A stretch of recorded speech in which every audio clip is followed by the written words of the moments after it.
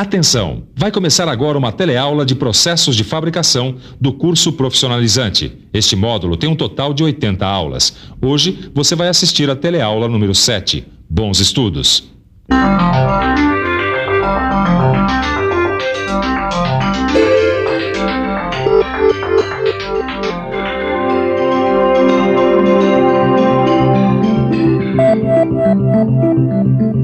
Satélites, naves espaciais, aviões, navios, trens, máquinas agrícolas, computadores,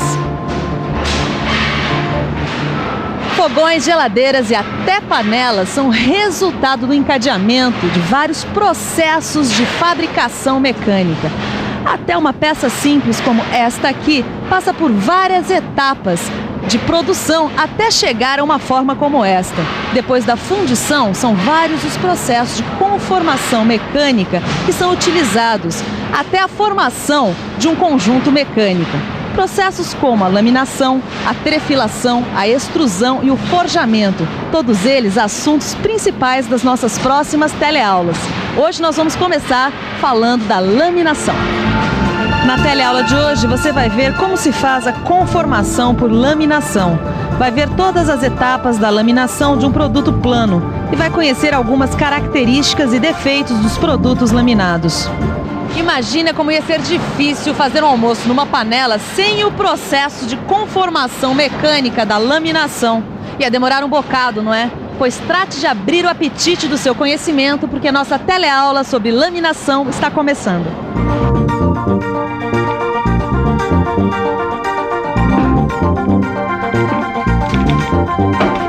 Pronto, Caio. Dá uma olhada como a alça ficou boa agora. Ô, Ananias, minha mãe vai ficar super contente, viu? Ela achou que nem tinha mais conserto. Graças à conformação mecânica, a gente pode fazer uma mudança permanente nas dimensões dos metais. Ixi, se eu falar isso aí pra ela, não vai entender nada. Mas é fácil, viu? Se você martelar um prego como esse aqui, você vai estar aplicando um esforço no material. Esse esforço vai causar uma mudança de forma. Para entender melhor, vamos falar antes sobre as propriedades dos materiais. Ananias, eu nunca entendi direito como é que materiais tão rígidos como o cobre e o aço podem ser comprimidos, puxados ou dobrados, até ficarem com um formato como essa alça aqui, por exemplo. Isso acontece por causa das propriedades mecânicas dos materiais, como a elasticidade e a plasticidade. A elasticidade é a capacidade que o material tem de se deformar se um esforço é aplicado sobre ele e de voltar à forma anterior quando o esforço para de existir. A plasticidade permite que o material se deforme e mantenha essa deformação se for submetido a um esforço de intensidade maior e mais prolongada. As propriedades mecânicas dependem de como os átomos estão agrupados. Materiais com estrutura CFC, ou cúbica de face centrada, estão agrupados de uma forma que permite o deslocamento de camadas de átomos sobre outras camadas. Por isso, uma estrutura dessa se deforma mais facilmente. E quais são os materiais mais fáceis de serem trabalhados por conformação mecânica, Ananias? O cobre e o alumínio. Olha, o alumínio pode ser laminado até espessuras tão finas como a tampa desse copo descartável de água aqui, ó. Parece uma folha de papel. Nesse estágio que eu estou fazendo aqui nessa indústria, eu já aprendi várias coisas. Por exemplo, quando é que eu ia imaginar que uma placa como essa pode ficar tão fina até se transformar em papel alumínio? Para ver como isso acontece, a gente vai ter que falar em conformação por laminação. Olha aí um bom exemplo de conformação. O pasteleiro lá do meu bairro passa a massa entre os dois cilindros e a cada passada ela fica mais comprida e mais fina. Na laminação acontece a mesma coisa. Uma placa de metal é forçada a passar por entre dois cilindros que giram em sentidos opostos com a mesma velocidade. A cada passe de laminação, ou a cada passagem do metal pelos cilindros, a espessura vai ficando cada vez mais fina. Quando passa pelo cilindro, o material sofre uma deformação plástica. Por isso a gente tem que ficar por dentro.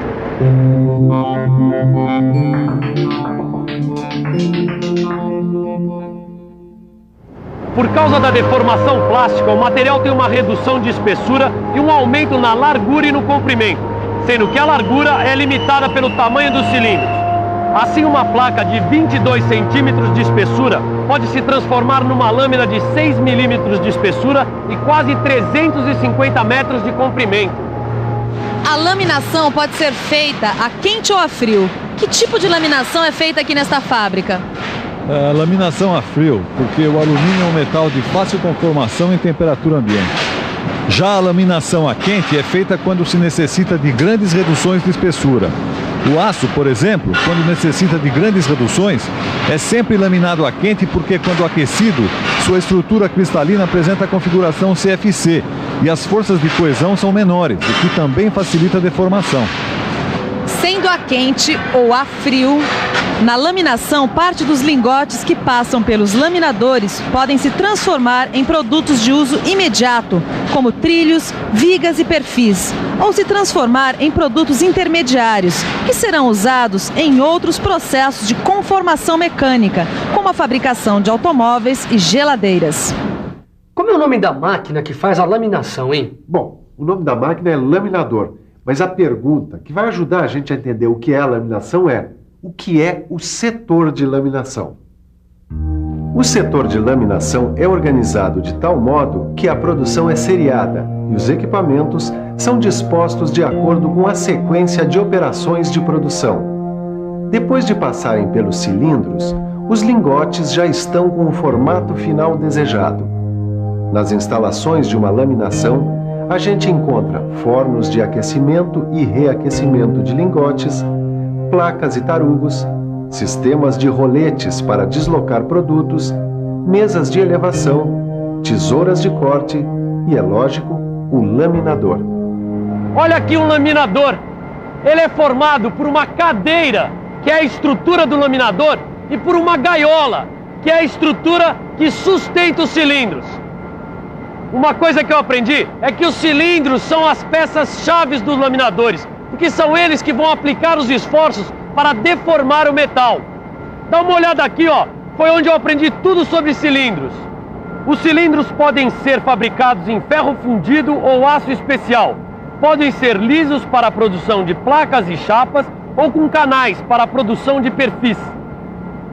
Os laminadores podem ser montados isoladamente, como este aqui, ou em grupo. Um grupo de laminadores, o pessoal dá o nome de trem de laminação. O trem de laminação, ele trabalha junto com equipamentos auxiliares e a sua denominação depende do número de cilindros que ele possui. Bom, mas eu acho que agora, para a gente entender esse trem direito, a gente vai ter que pensar um pouco. Vamos pensar um pouco. Deixa eu ver. Este aqui é o duo, composto por 2 cilindros do mesmo diâmetro que giram em sentidos opostos e na mesma velocidade. Este aqui é o trio.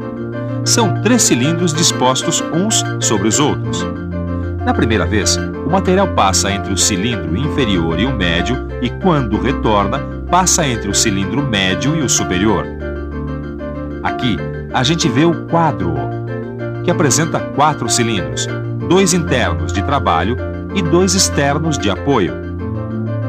E agora, o universal, que tem 4 cilindros combinados, 2 horizontais e 2 verticais. É o mais usado na fabricação de trilhos. E, finalmente, o Sennheimer, que tem 6 cilindros, 2 de trabalho e 4 de apoio. A massa do pastel passa várias vezes pela máquina. A mesma coisa acontece com o metal, que passa várias vezes pelo laminador, para que a chapa ou o perfil fiquem com a espessura ou formato desejados. A gente consegue primeiro a laminação de desbaste, que tem a função de transformar os lingotes de metal em produtos semi-acabados, como blocos, placas e tarugos. Depois, esses produtos passam pelos laminadores acabadores e são transformados em produtos acabados. O processo de laminação tem várias etapas. Agora vamos ver as várias coisas que acontecem quando a gente está laminando um produto plano. O lingote pré-aquecido passa pelo laminador de desbaste e se transforma em placas. A placa é reaquecida e passa por um laminador, que tem a função de quebrar a camada de óxido que se formou no aquecimento. Nessa operação, entra em ação o jato de água de alta pressão na saída dessa primeira cadeira. Transportadores roletes levam a placa a um outro laminador que diminui a espessura e aumenta a largura. Na saída, a chapa passa por um dispositivo que achata suas bordas e por uma tesoura de corte a quente. Finalmente, a placa chega num conjunto de laminadores acabadores que pode ser formado por 6 laminadores quádruos. Agora, ela sofre reduções sucessivas até atingir a espessura desejada. Depois, a chapa é enrolada em bobina por meio de bobinadeiras. Poxa, Ananias, então deve demorar bastante para uma placa ficar fininha como essa tampa aqui, né? Não, todo o processo é rápido. Só que para conseguir espessuras menores, a laminação de um produto plano continua frio. A laminação a frio, ela garante um melhor acabamento e uma maior precisão dimensional. E a laminação pode ser usada então com alumínio, borracha, cobre e com papel. Por isso que a tampa desse copo aqui, ó, é tão fininha. Mas agora a gente precisa ver algumas características e defeitos dos produtos laminados. Ué, como assim defeitos? Então, vamos com calma. Primeiro, algumas características. Estes produtos estão sempre em barras, perfis ou chapas, e seu comprimento é sempre maior que a largura. Eles são muito usados tanto na construção civil quanto na indústria mecânica para a produção em série de grandes quantidades de peças.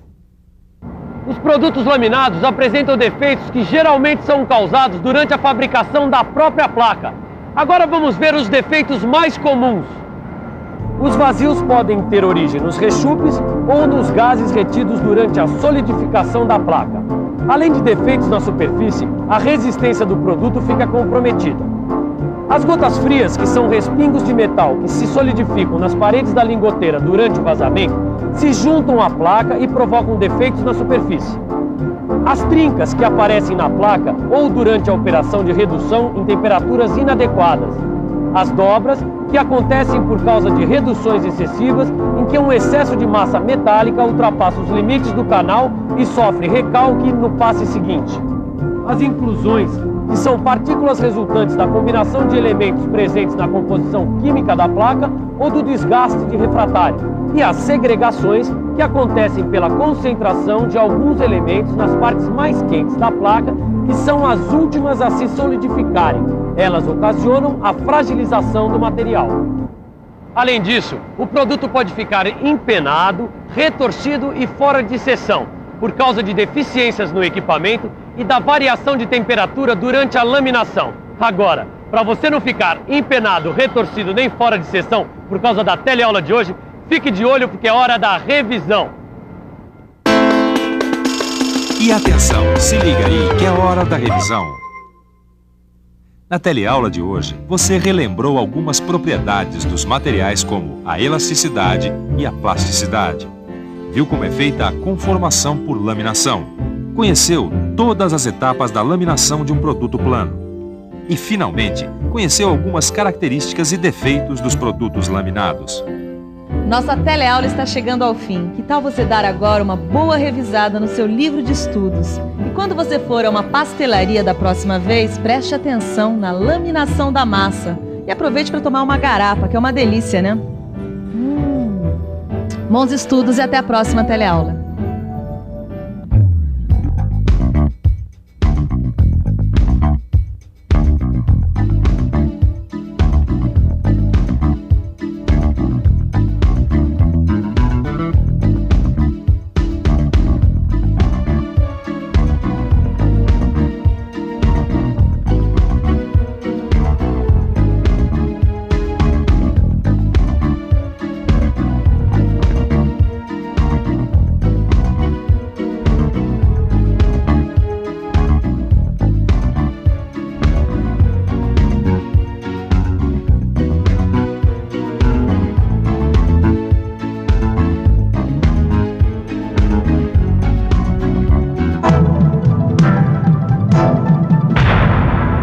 Telecurso 2000, um programa de educação do Sistema Fiesp e da Fundação Roberto Marinho.